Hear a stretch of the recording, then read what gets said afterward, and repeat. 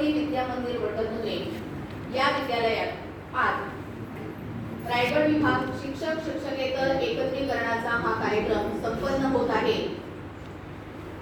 याचा मनस्वी आनंद होत आहे। प्रथम मी विद्येची देवता शारदा माता, परमपूजनीय गोलवलकर गुरुजी आणि कविवर्य कुसुमाग्रज यांच्या प्रतिमेला वंदन करते। आजच्या या कार्यक्रमासाठी व्यासपीठावरील मान्यवर, आपल्या संस्थेचे अध्यक्ष आदरणीय डॉक्टर नंदकिशोर जोशी साहेब, त्याचबरोबर उपाध्यक्ष आदरणीय प्राध्यापक नारायण फडके साहेब, सरचिटणीस आदरणीय श्री पांचाळ सर, त्याचबरोबर संस्था कार्यकारिणी सदस्य मान्य श्री जाधव सर, हे या शालेय समितीचे अध्यक्षही आहेत।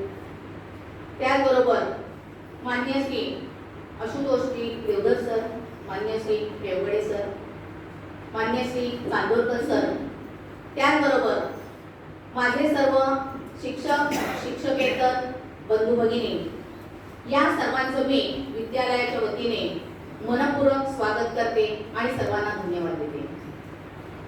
खरोखर आजचा दिवस आपल्यासाठी अतिशय महत्त्वाचा दिवस म्हणावा लागेल, कारण दरवर्षी एकत्रीकरणाच्या निमित्ताने आपण सगळे कोणत्या ना कोणत्या शाळेमध्ये एकत्र जमत असतो आणि एक उत्साह असतो, एक एकत्रीकरणाची ओढ असते आणि नवीन काहीतरी आपल्याला शिकायला मिळेल यासाठी एक मन उत्सुक असतं।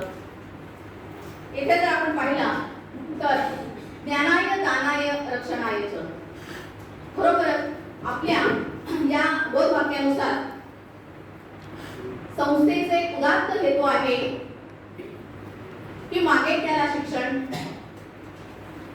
खेड्यापाड्यापर्यंत घराघरापर्यंत ही शिक्षणाची ज्ञानगंगा पोहोचली पाहिजे आणि त्या हेतूने आपल्यामध्ये काहीतरी विकास किंवा काहीतरी आपण प्रगतीपथावर पोहोचणं हे गरजेचं आहे। त्यासाठी आजचा हा एकत्रीकरणाचा कार्यक्रम म्हणजे आज आपल्यासाठी एक पर्वणीच आहे।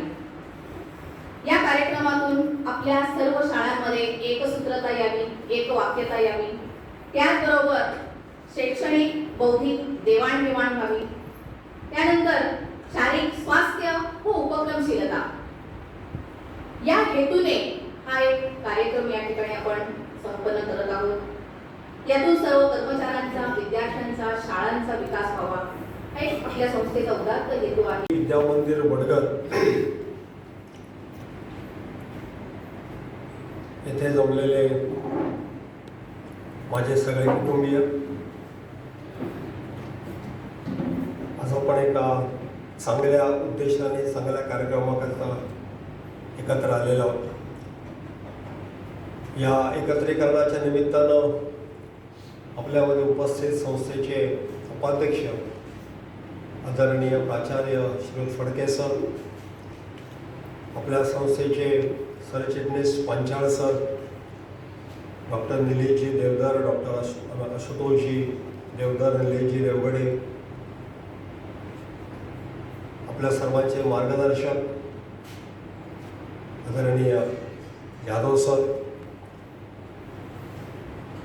आपल्याबरोबर उपस्थित असलेले आश्रम शाळेचे चांदोरकर सर, उपस्थित सर्व शाळांचे मुख्याध्यापक आणि बंधू भगिनी, खरं म्हणजे आजचा विषय कोणी घ्यावा असं त्या दुसऱ्यांच्या मनामध्ये थोडी यावं उभं राहायला पाहिजे आणि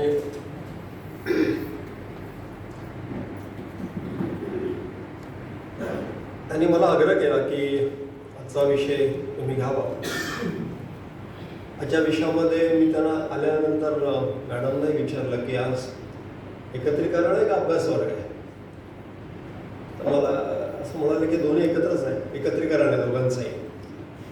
चांगला आहे, एक चांगला उपक्रम गेले अनेक वर्ष आपण राबवत आहे। जाधव सर म्हणाले की मला वाटतं 20 वर्ष झाले जाधव सर, आणि पहिला एकत्रीकरण काहीतरी महाशिवरात्रीच्या दिवशी झालं होतं आणि त्यानंतर बरेच वर्ष 19 तारखेला एकत्रीकरण होत होतं. आता काही कारणामुळे आज आपण एकत्र जमलेलो आहोत.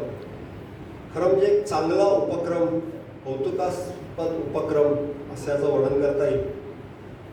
मगाशीच मी निलेशजींना, अशोकजींना असं म्हटलं की अशा तऱ्हेचं एकत्रीकरण आपल्याला बाकीसुद्धा काही शाळांमधून नियमितपणे करण्यास आग्रह संस्था म्हणून धरावा. आणि या निमित्तानं आपण सगळे एकत्र येतो. आणि आज सुदैवानं आश्रमशाळेचे मंडळीसुद्धा आपल्या बरोबर आहेत. चांदोरकर आहेत, त्यांचे सहकारी आहेत, मुख्याध्यापक आहेत, बाकी शिक्षक आहेत. एक आनंदाचा क्षण आहे सगळ्या अर्थाने. आपण सर्व आश्रमशाळा, आपण सर्व एका कुटुंबाचे घटक आहोत आणि त्यामुळे आपण इथे एकत्र आलेलो आहोत.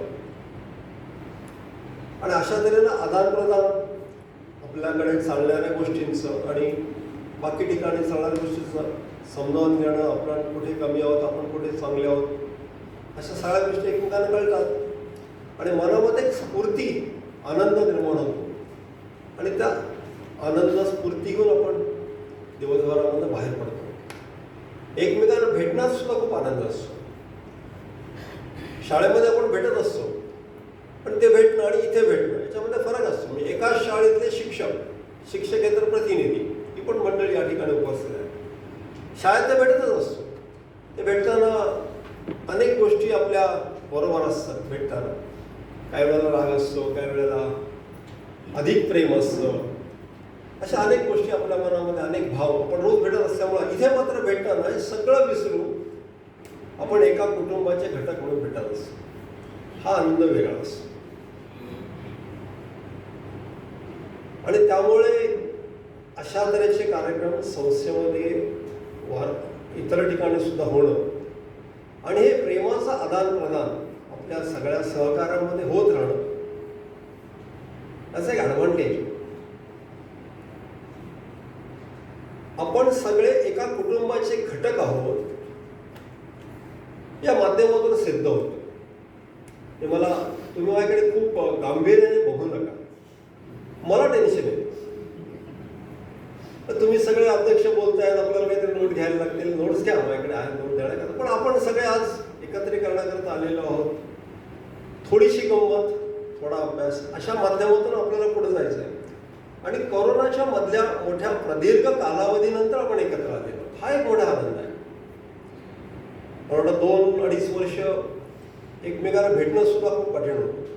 मी मध्ये येऊन गेलो, जेव्हा वादळ झालं होतं त्यावेळेला शाळेमध्ये आलो होतो. मॅडमच्या वेळामध्ये त्यावेळेला आश्चर्य होतो की सर कसं उभं राहणार आपण. आणि आज मला आनंदाने त्या सगळ्या वस्तू कशा त्याने उभ्या केल्या त्या सगळ्या दाखवत होत्या. हे जे परिवर्तन आहे, मनाचं परिवर्तन, हा जो उत्साह आहे, हा उत्साह आपल्याला इथे मिळाला पाहिजे. अभ्यासाकरता आलेला नाही. तर त्यामुळे मलाही खूप बरं वाटलं. चांगल्या पद्धतीने शाळा पण उभी राहिलेली आहे, रंगरंगोटी चांगली झालेली आहे, कॉम्प्युटर रूम चांगली उभी राहिलेली आहे, लॅबॉरेटरी बघून आलो. मॅडमचं ऑफिस त्यावेळेला सगळं उडून गेलेलं होतं, पाणी होतं. या सगळ्या परिस्थितीमध्ये आपण उभे आहोत. आता थोडंसं 2 पद्धतीनं मी पुढे जाणार आहे. एक म्हणजे 2 संस्थांमध्ये आपण एकत्र आलेलो आहोत. आपण अनेक मंडळी माझ्यासमोर बसलेली ही माझ्यापेक्षा अधिक काळ संस्थेमध्ये काम केलेली आहे. काहींनी 25 वर्ष, काहींनी 30 वर्ष असं संस्थेमध्ये काम केलेलं आहे.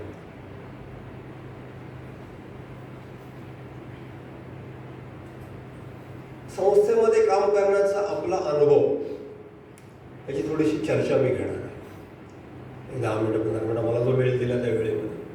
आणि मग आपण मला जे काही वाटतं त्या विषयाकडे आपण जाऊ. छत्रपती शिक्षण मंडळ आपल्या सगळ्यांना माहिती आहे.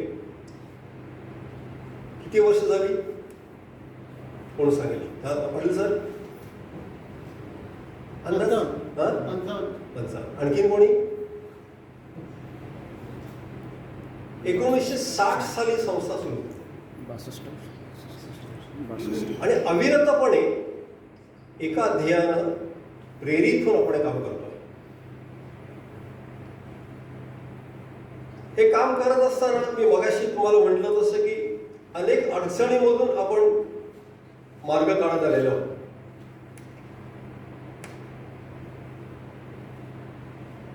ह्याच हेतूने आश्रमशाळेची स्थापना झाली. एका विशिष्ट हेतूने झाली. कोणाच्या तरी मनामध्ये आलं माझ्याकडे पैसा आहे, काहीतरी सामाजिक काम केलं पाहिजे म्हणून शाळा काढली का? असं नाही झालं. म्हणून आश्रमशाळा काढली का? एवढे मोठी सुविद्य मंडळी आश्रमशाळेमध्ये वेळ देतात, त्याचा मागे काही हेतू आहे. मगाशी मॅडमनी ते वाक्य, संस्कृतचं वाक्य सांगितलं जे आपण अनेक वेळा ऐकतो, ज्ञानाय दानाय च रक्षणाय. माहिती का तुम्हाला? पण म्हणून दाखवेल मला का नको? आज नको, परत काहीतरी आपलं ब्रीद वाक्य काय? संस्थेचं ब्रीद वाक्य काय?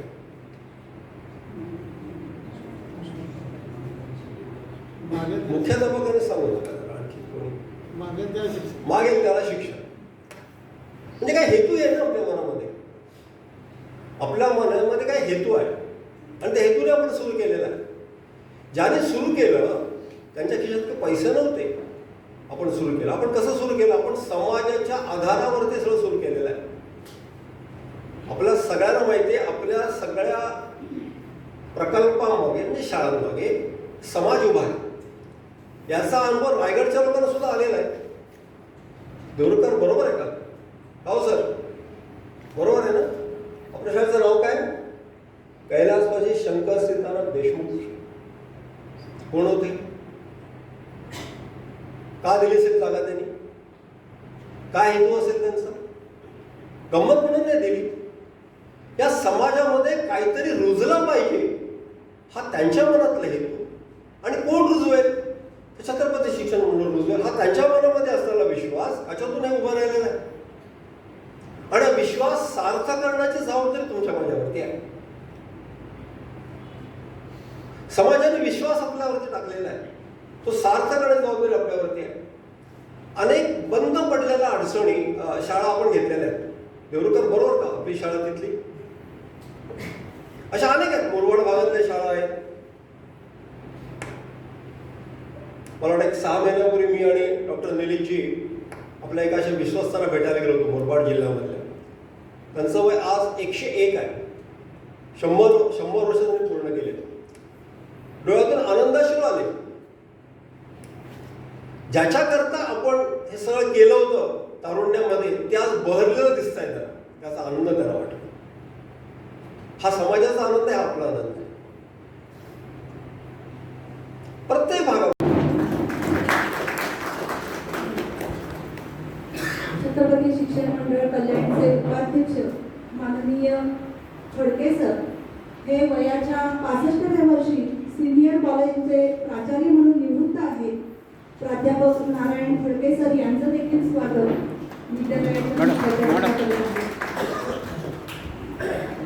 छत्रपती शिक्षण मंडळ कल्याणचे सरचिटणीस माननीय अनिल पांचाळ सर हे देखील मुख्याध्यापक म्हणून निवृत्त असून संस्थेची चिटणीस पदाची त्यांनी सांभाळली आहे.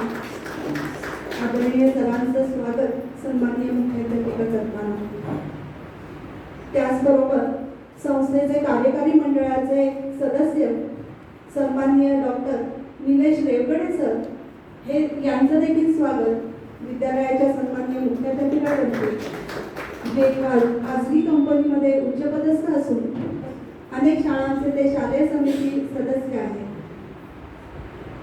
त्याचबरोबर संस्थेचे कार्यकारी मंडळाचे सदस्य माननीय श्री आतुषोत देवधर सर हे देखील खाजगी कंपनीत उच्चपदस्थ असून अनेक शाळांचे शालेय समितीचे ते अध्यक्ष आहेत.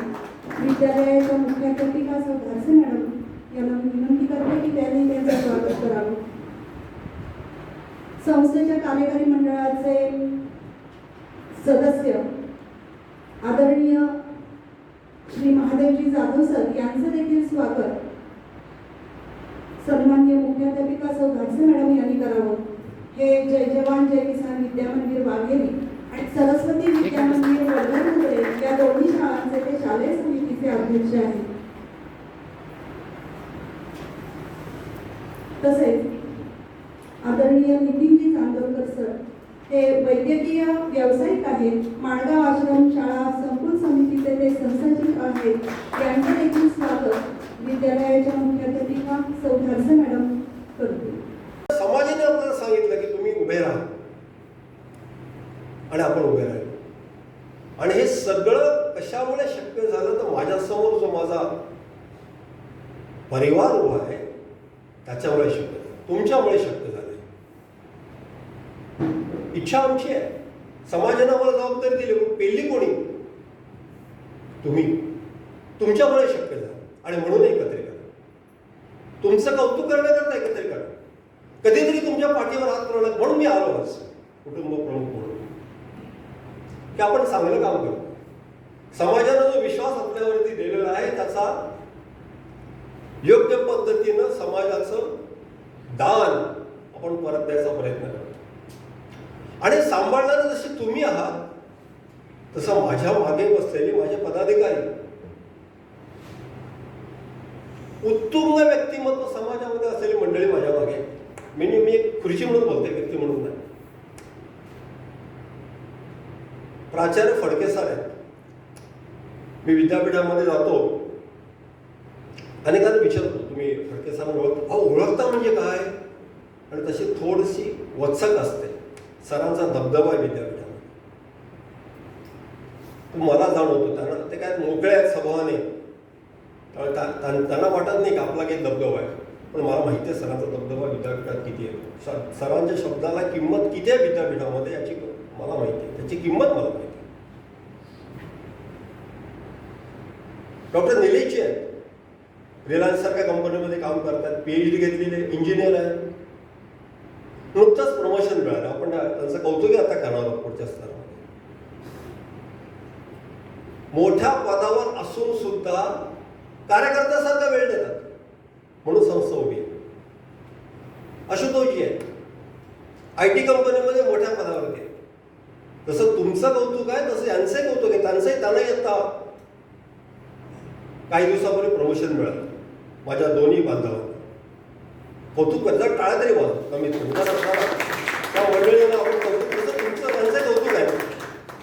असं असून सुद्धा अनेक वेळेला लातूरच्या बैठकीला वेळ न सुद्धा उपस्थित असतात, ठरलेल्या वेळेला उपस्थित असतात. IT सारखी कंपनी आहे, किती भार असेल. आपले सरचिटणीस आहे, एवढ्या वर्षाचा अनुभव आहे. म्हटलं तर घरी बसू शकतील, काय आवश्यकता आहे फिरण्याची.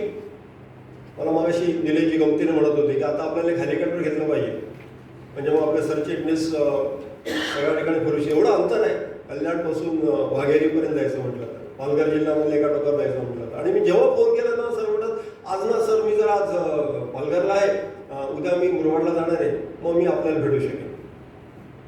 पाहायला भिंगरी सगळं प्रवास करतात या वयामध्ये.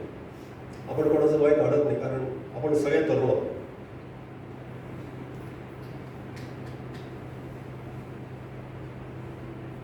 महाराष्ट्र शासनाने ज्यांचा आदर्श शिक्षक म्हणून पुरस्कार दिला, समाजामध्ये ज्यांच्या असणारा दबदबा निर्माण होतो, असे जादू सर आमच्या मागे. अभ्यासपूर्ण व्यक्तिमत्व. काही अडचण आली, निष्कर्ष काय काढायचा? शासनाचं पत्रक असतं, बिटवीन द लाईन अनेक गोष्टी असतात. आपण अनेक मुख्याध्यापकात अनेक वर्ष अनेक मंडळी कार्यालयामध्ये काम करणार आहेत. योग्य अर्थ काय? आमचा योग्य अर्थ महोत्सव जाधव ते सांगतील ते पोरं देश. आणि तसंच चालणार त्या सरांबद्दल सगळं व्यवस्थित आहे. आश्रम शाळेकरता वेळ काढायची हे सगळी मंडळी आणि तुम्ही, त्याच्यामधून आपण सगळेजण एक ध्येय ठेवलेलं, समाज परिवर्तनाचं ध्येय आहे. साक्षरता ध्येय आहे का? साक्षरता करायची का आपल्याला? काय वाटतं तुम्हाला? आपण शाळा सुरू करतोय कारण समाजामध्ये साक्षरता नाही. आपण क्लासेस काढले असते, एवढे झंझटी कशाला करायची? प्रायव्हेट क्लासेस काढले असते, फुकट चालवले असते. आहेत मंडळी काम करणार. आपल्या समोर ध्येय आहे समाज परिवर्तनाचं. आपण 2 आमदार दिले. शिक्षक संघटनेकरता काम करणारे कार्यकर्ते दिले.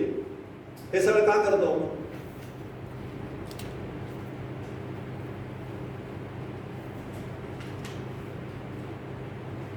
मागेल त्याला शिक्षण म्हणण्याची शब्दरचना सोपी आहे.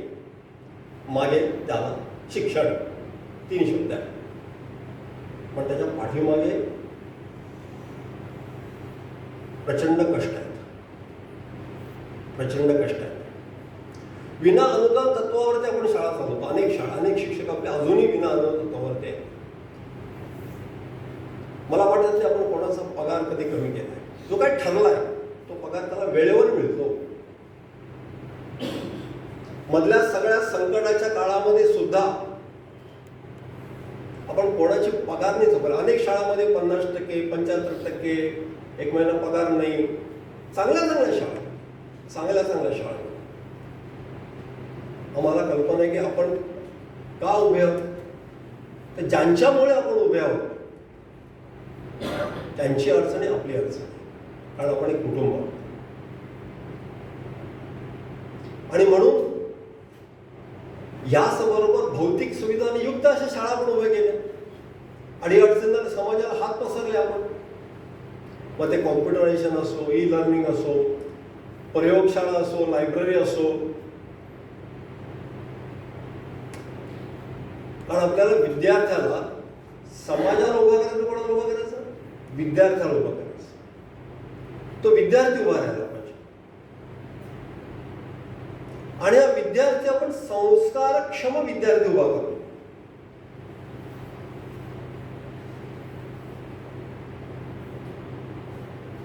मला एक कोरोनाच्या कालावधीमध्ये अनेक शाळांमधून आपण काही निधी संकलन केलं, काही धान्य संकलन केलं, आणि जी अडचणीत होती कुटुंब होती, कदाचित आपल्याशी संबंधित नसेल असं अनेकांना आपण धान्य वाटप केलं. पालघर जिल्ह्यामधला आपला एक विद्यार्थी वनवासी भागात, वडील नाहीत, आई मोलमजुरी करणार, अशा तऱ्हेने निर्माण मिळवलेलं सगळं धान्य आपल्या शाळेमध्ये, कार्यालयामध्ये निस्वार्थपणे आणून देणं. घरची परिस्थिती अडचणीची आहे, मनात आणलं तर काही घडू शकलंच. आमच्या विद्यार्थ्याच्या मनामध्ये असा विचार येत नाही, कारण त्याला माहिती आहे की हे सगळं आपण समाजाकरता करतो. असे विद्यार्थी आम्ही घडवतो.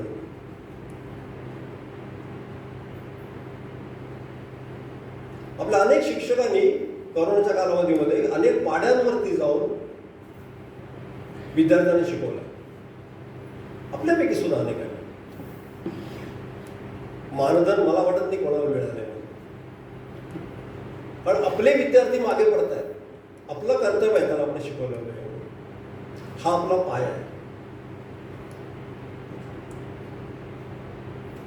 अशा सगळ्या पार्श्वभूमीवरती आपण आज इथे एकत्र आलेलो. आता पुढचा सगळा आपली जी वाटचाल आहे, त्या वाटचालीची दिशा कशी असली पाहिजे, तर तुमच्या मनातलं काही कल्पना आपण थोडंसं ऐकून घ्यावं असं मला वाटतं. आपण कार्यालयीन व्यवस्थेपासून सुरुवात. आपल्यापैकी कोणी कार्यालयीन लिपिक आहे, कोणी आहे की माझं कार्यालय हे चांगलं आहे, याला कारण 1, 2, 3 असं कोणी सांगायला हरकत नाही. जे काही इन्कम टॅक्सच्या दृष्टीने बाकी बॅलन्स शीटचे बाकीचे विषय तुमचे नाही आहेत, ताळेबंद जमलं पाहिजे.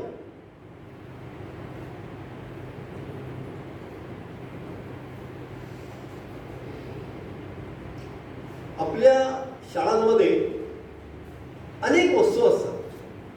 स्पीकर आहे, टेबल आहे, असं एक रजिस्टर असतं. काय म्हणतो आपण?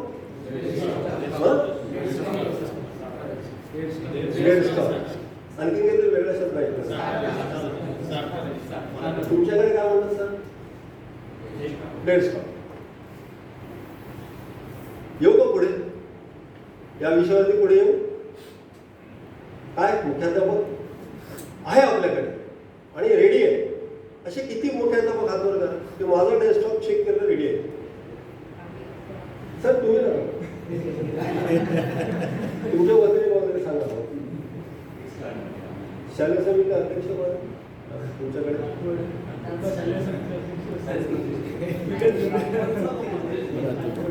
जरा शिक्षक प्रतिनिधी म्हणून असतील ना पुढचे त्यांनी करू शकतो. जरा करून घ्या विषय व्हायला पाहिजे ते सगळे. आज तुम्ही सगळे चांगल्या वेशात आलेला, चेहऱ्यामध्ये आनंद आहे. आता मी अडचणीचे प्रश्न विचारले तरी हसतात लोक, बरं वाटतं मला. चालेल नाही, आपलं आहे शेवटी, आपण आहे कुटुंबाची अडचणी, आपली अडचणी. मी कुटुंब प्रमुख आहे, मला विचारलं पाहिजे ना, काय नको विचारायला?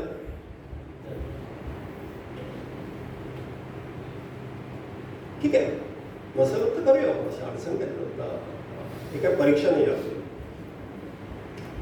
असेच चांगले कपडे आपल्या सगळ्या स्टाफचे असतात असं मी घरून चालू. अरे हे तरी हो म्हणा. होय होय होय ह्याला सुद्धा एवढा वेळ घेतो तुम्ही सगळ्यांची. होय. आपला परिसर स्वच्छ असतो आजच्या सारखा. जरा थोडं मी कंपॅरिझन करतो, आजच्या सारखा. हो हो. कोण बघतो हे परिसर स्वच्छ असणं? कोण बघतो? आम्ही सगळं. हे उत्तम नाही म्हणजे कोणीच नाही. कोण शाळेमध्ये कोणाकडे जबाबदारी आहे का? कोणाकडे? मुख्याध्यापक सोडून कोणाकडे? काय रचना आहे का की माझा परिसर स्वच्छ आहे याची जबाबदारी कोणाची? जरा करा नसेल करायला पाहिजे ना. माझे टॉयलेट स्वच्छ आहे, जबाबदारी कोणाची? कोणाची? काय रचना आहे का? आपले अटल बिहारी वाजपेयी पंतप्रधान आठवतो तुम्हाला? आदरणीय ते गमतीने म्हणायचे की मी परदेशामधून भारतामध्ये आलो कसं कळतं मला? टॉयलेटमध्ये गेले की मला कळतं मी भारतात आलो. अशी अवस्था त्यावेळेला होती, आता नाही. आता आपले टॉयलेट स्वच्छ असतात.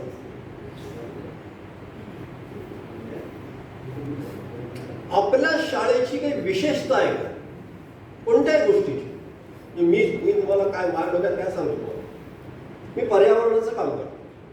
आम्ही असं ठरवलंय की येणाऱ्या अभ्यागताला अर्धा कप, अर्धा ग्लास किंवा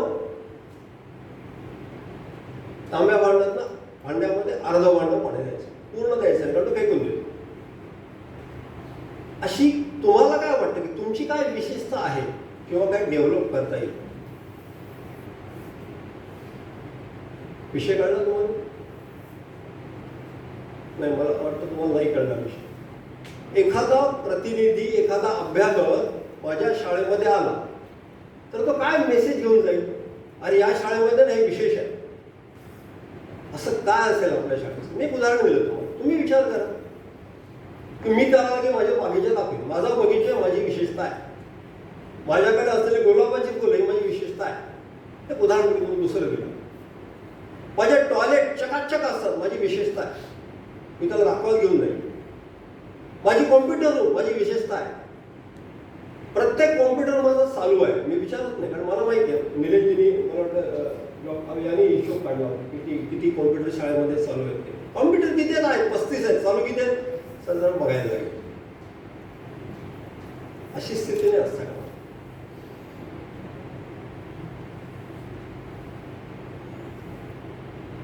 असे अनेक विषय आहेत जे तुम्ही खरं म्हणजे माझ्याकडे बरेच आहेत, पण मला वेळेचं भान ठेवून तुम्ही असे विषय काढा. माझं विजेचं बिल आहे, यावर्षी कमी करता येईल का मला? माझा आणखीन काही खर्च आहे, एक्स जो काय असेल, यावर्षी मला कमी करता येईल का? माझा विद्यार्थी गुणसंपन्न आहे का? तुम्ही सगळे हो म्हणा. माझा प्रश्न असा आहे की त्याचे डेफिनेशन काय? कोण सांगेल? जरा एका शाळेतला एका शिक्षकांनी मुख्याध्यापक कोणी सांगावं की माझा हा विद्यार्थी हा गुणसंपन्न आहे. एक आपल्या शाळेमध्ये कमीत कमी 100 आहेत विद्यार्थी साधारण. तेवढं 100 मॅडम आहे 100, आपल्याला 120 आहे, 122 आहे. आता तरी उठा. इतके आजी माझी कोणी घ्या चला. मी एक विद्यार्थी माझ्या शाळेतून चांगला घडवलाय सर, हा बघा हा विद्यार्थी, आणि त्याच्याकडे पद आहे का? नाही. कुटुंब वत्सल माणूस आहे, पण सर तो गुणसंपन्न आहे. माझी डेफिनेशन गुणसंपन्नतेची ही आहे आणि तो आहे.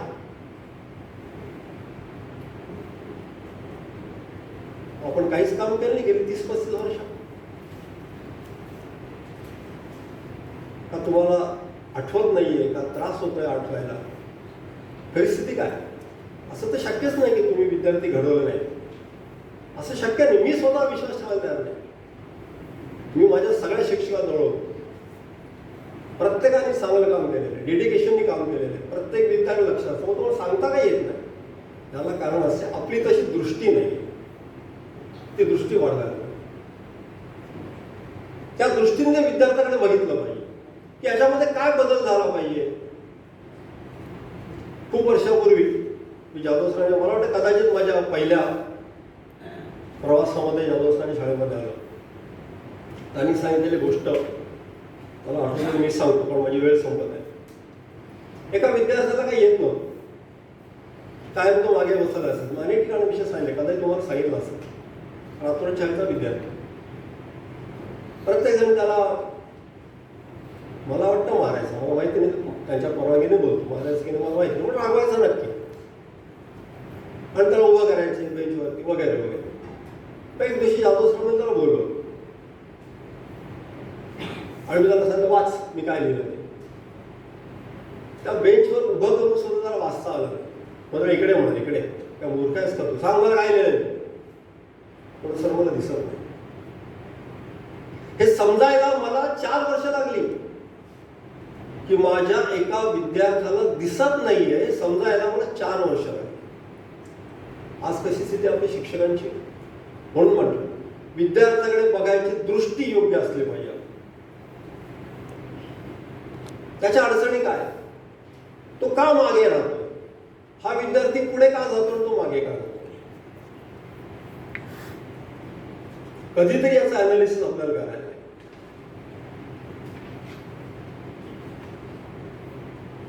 मला असं वाटतं की प्रश्न अनेक आहेत माझ्यासमोर, माइलस्टोन्स पण अनेक आहेत.